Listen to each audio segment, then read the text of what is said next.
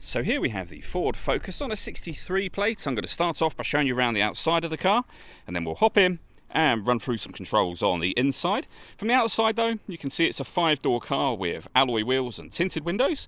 We're going to start off inside the boot first of all. As we approach the back of the car, you can see we have plenty of boot space along with that 60/40 split folding rear seat, should you wish to increase this space even further.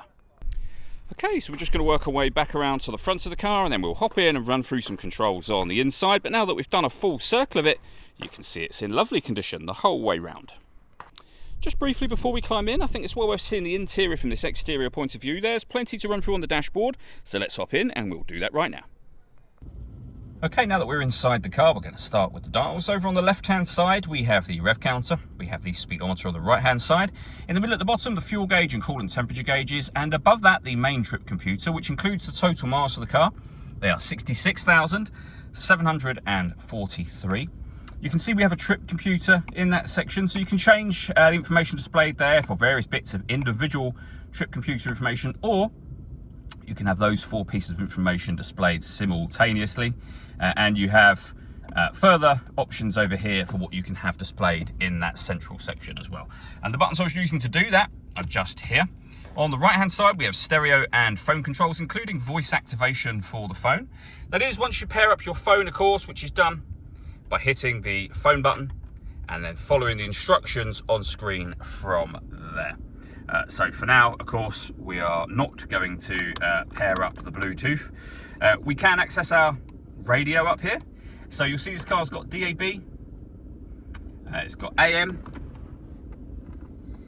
and also FM as well. And you can go through all of those different wave bands with the radio button. Just push that and it will circulate between them. If you want to listen to your own music, we've got the CD player just here, but there are other ways to listen to it. And then USB input, as you can see. BT is Bluetooth audio, so you can stream your music wirelessly once you've paired your phone. And of course, you've got auxiliary input there as well. On top of all of that, we've also got satellite navigation. So you can adjust everything you see on screen using the button just here after you've accessed satellite navigation. Nice, easy system to use. We also have our main volume for our stereo just there as well. Deadlock, so you can lock the car doors from the outside. We've got hazard warning lights beneath that. And then we have air conditioning. So you can adjust the fan speed, temperature, direction of the air. The air conditioning is on at the minute, so that's off, back on. You can recirculate the air that's in the car as well. Great way of heating it up or cooling it down quickly. We've got a heated rear screen, proper heated front screen, and this button turns off the stop and start. This car is designed to cut out when it's stationary in traffic to save you fuel. That system is off when that light shows, and you can turn it back on again from there. We then have a 6-speed manual gearbox and a 12-volt charging socket next to the 2 cup holders here.